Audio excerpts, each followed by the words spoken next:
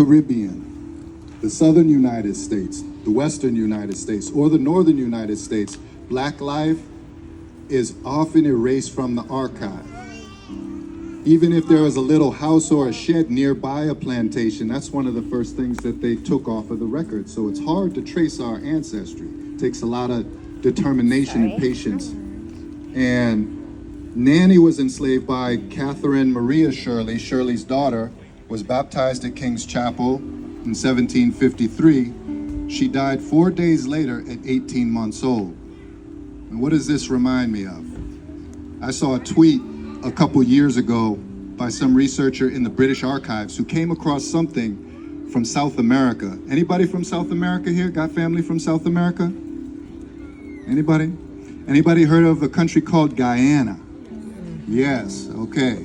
Well, they had an immense slave rebellion there called the Bourbous Uprising. And the Bourbous Uprising, those plantations, right before it happened, they took a measurement of where all of their enslaved Africans were born. And this researcher, I have a copy of it on the poster over there, they tried to figure out where was the place of birth of all of their enslaved Africans. So it said, some were born there in Bourbous in Guyana, some were born in Africa, and then one it said, born at sea, latitude unknown. This is an actual document, the history of somebody from Guyana with African ancestry. They recognized that they were born on the slaver, on the slave ship, in the belly of the slavehold. All ages, all ranges of enslavement was happening. The next one is Thomas Scipio, and he's an elder. Longtime manservant to William Shirley, traveled with him to England in 1750, remained enslaved at the Shirley place after Shirley's death in 1771, and in 1775, he was here alone taking care of this farm, while the loyalists, those who were on the side of the British and the King and Parliament redcoats, they fled to Canada and fled to England while all the bombing was going on here. You all heard of the Battle of Bunker Hill? Yeah. That is exactly 250 years ago. That's why you see it on the news every now and then, right? Well, what happened when the slavers who were on the side of the British who lost the battle, they left? What happened to the enslaved people there? This is a 75-year-old man here. How is he going to do his freedom making, right? This reminds me of Belinda Sutton, who was enslaved in Medford, right next to Tufts University. She sued for reparations in 1783. Incredible courage. She had been enslaved for a long time here, out on the Mystic River. Did she get it? She sure did. In a way. She petitioned for funds, she got paid once, and then she's lost in the record. They're still researching, trying to figure out what happened to her and her elderly daughter, who was 60 years old. 60? Yeah, 60. The next two I'd like to lift up is, I skipped over one person that Jack reminds me of. Any of y'all ever hear of Samuel Adams? Yeah. He might have had his beer. He was a patriot and a brewer, and they lift him up along with Paul Revere and all of that. He enslaved an 80-year-old woman named Surrey. When he gave the papers to her that said, I think you should be free. Yes, Surrey, you deserve to be free. She threw him in the fire. She said, I don't have time to be trifled with this. And she was denoting what it means to have your youth taken away from you. And then now she was older, how was she going to fend for herself as a released slave, right? So there's a lot of different ways that Freedom Day took their meaning, and all of us should investigate that in our own personal lives. The next two is Caesar and Affie. These are young children. This reminded me of the woman that Toni Morrison based her novel Beloved on, a woman named Margaret Garner. She fled the captivity of her enslaver, Archibald Gaines, in Kentucky in 1856 with her husband, crossing a frozen river into Ohio seeking freedom. When U.S. Marshals came to drag them back, Margaret refused to let her children be stolen into slavery again. All ages. The next one is William. William was a carpenter and helped build this construction here in 1747. He was referred to as my boy or my lad in the account book, and he's possibly related to or connected to William Eustace, a future owner of Shirley Place.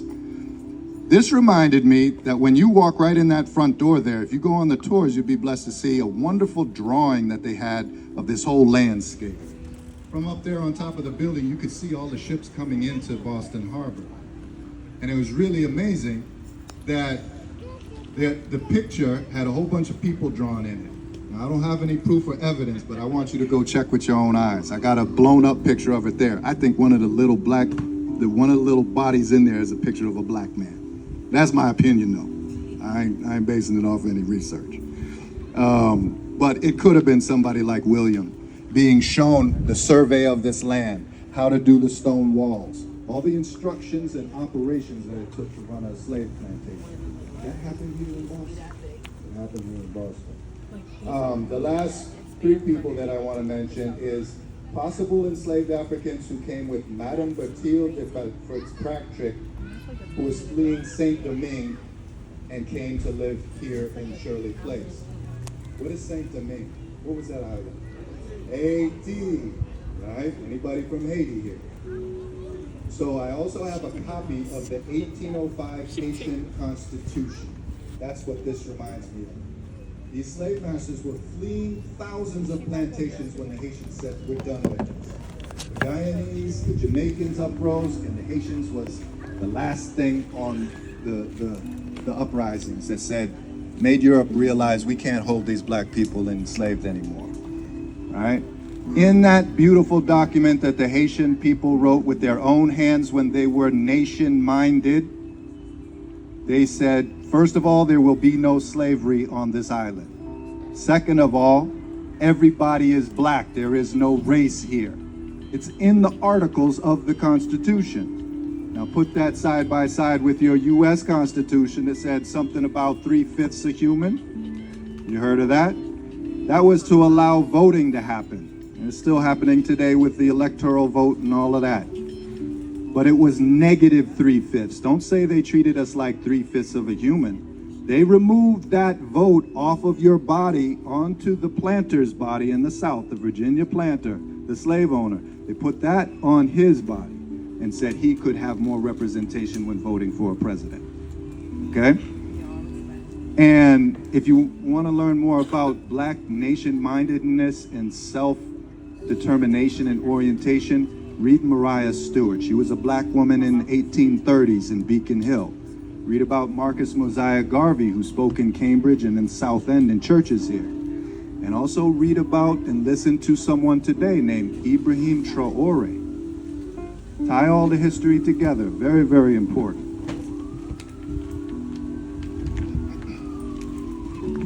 And the last one that I'll talk about is Caesar.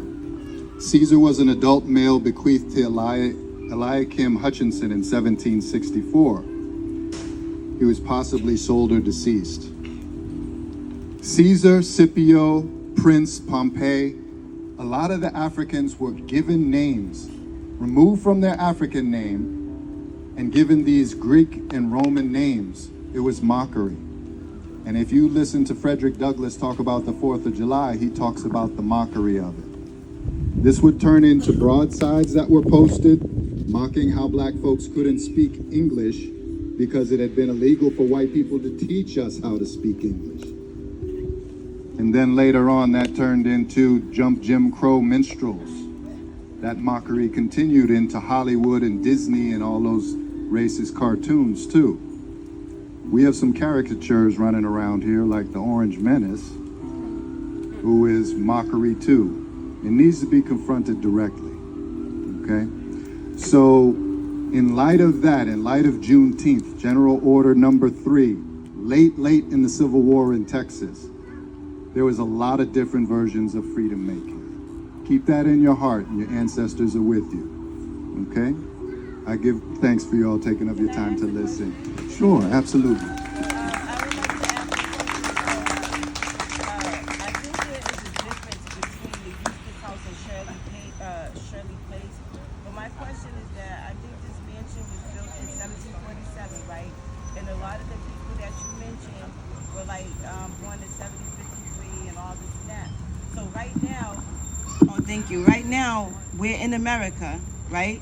But clearly, those dates predate America, or at least the United States as we know it. So I want to know, this land where my feet is right now, what was it? Was it Spain? Was it Orleans? Okay. Was it France? No, I'm gonna break it down for you. Was it the Okay. property? What was So it? this is what I love. Be a good teacher and ask good questions. There's no bad question until you ask it so that you know. Yes. Now, you making me improvise and think and try to be a good teacher. What is this land? Well, I was doing a blessing of a marker at a house on Woburn Street up in Humboldt and Warren. There's a marker outside of a house where Martin Luther King was pledging Alpha, the fraternity, and they just put a new marker up there. So I poured a libation yesterday. You know what I told them? I said, up here in this area, this whole basin, you go Arlington and Blue Hills, all of that that's downhill of that, that is old volcanic rock. It's old volcanic rock. So older than 15,000 years ago, native people were here, right? But 180 million years ago, the scientists say that the rocks here, the volcanic rocks with the little pebbles inside of it, that ash is the pudding. And do you know the Roxbury pudding stone? And do you know where that is existing only in the rest of the world? It's in Morocco. Where is Morocco? That's it. Where's Morocco? That's off Africa. So how come there's stones that's here that match with the stones there? Well, when the North Atlantic was baby, it was breaking apart. It used to be one land. So this interruption of enslavement was only 400 years of our history. That's not the beginning. If you really want to go to the beginning, you got to go to the beginning. You got to talk with the native people. You got to learn that history and that tradition, right? You all ever been to the duck pond down on the Common? They found native artifacts there of fishing that's from 15,000 years ago.